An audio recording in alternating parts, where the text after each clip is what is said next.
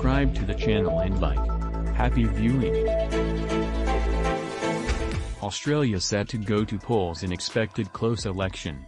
Australians will go to the polls Saturday following a 6-week election campaign that has focused on pandemic-fueled inflation, climate change and fears of a Chinese military outpost being established less than 1,200 miles off Australia's shore. Canberra, Australia. Australians will go to the polls on Saturday following a 6-week election campaign that has focused on pandemic-fueled inflation, climate change and fears of a Chinese military outpost being established less than 2,000 kilometers (1,200 miles) off Australia's shore. Prime Minister Scott Morrison's Conservative coalition is seeking a rare fourth three-year term in the election. He began the campaign in April by urging voters to stick with a government that delivered one of the lowest pandemic death tolls of any advanced economy rather than risk the opposition centre-left Labour Party.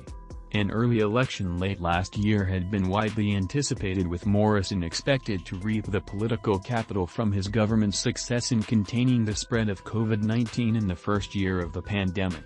But his nickname ScoMo was changed by critics to Slow-Mo a year ago when Australia's vaccine rollout fell months behind schedule. Australia has recorded more than double the number of COVID-19 deaths so far this year than it did during the first 2 years of the pandemic. Around 8,000 people have died with COVID-19 among Australia's population of 26 million. Only 2,239 died in 2020 and 2021.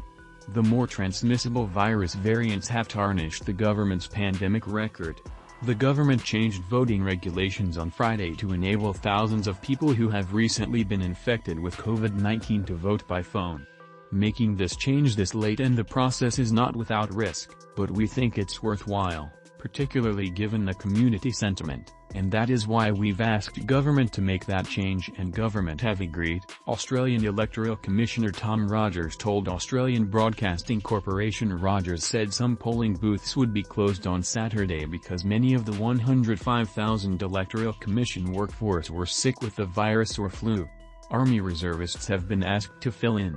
The pandemic and the war in Ukraine have pushed up costs of living and cast doubt on the Conservatives' boast of being better economic managers than Labour. After the annual inflation rate soared to 5.1% in the March quarter, the central bank lifted its benchmark interest rate for the first time in more than 11 years. The quarter percentage point rise in the cash rate from a record low 0.1% was the first time the Reserve Bank of Australia had hiked interest rates during an election campaign since 2007. 2 weeks after cash rose by a quarter of a percentage point to 6.75% in November 2007, Prime Minister John Howard's Conservative government was voted out of office, ending more than 11 years in power.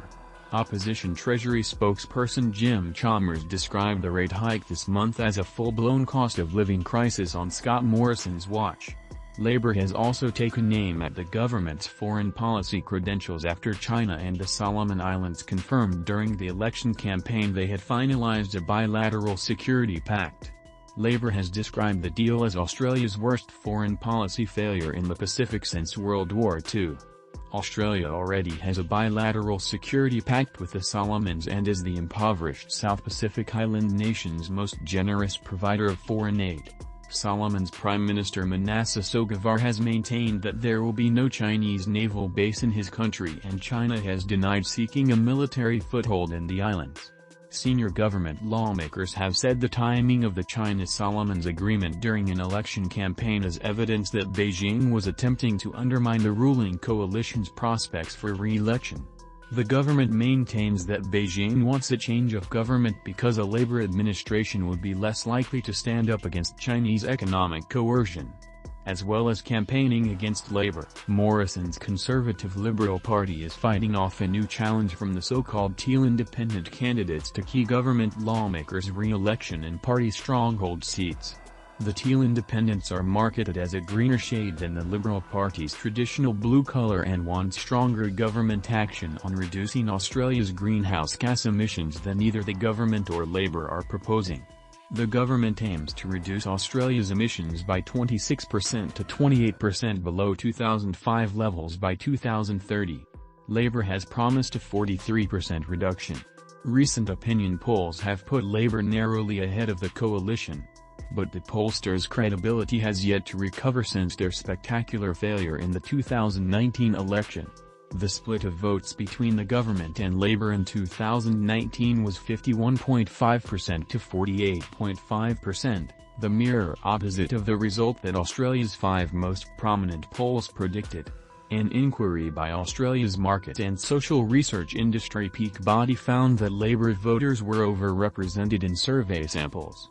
The 2020 study could not determine whether herding, a process in which pollsters manipulate results to match others' results and avoid the damage to credibility by being the only one wrong, played a part in the 2019 failure because the pollsters refused to disclose their raw data.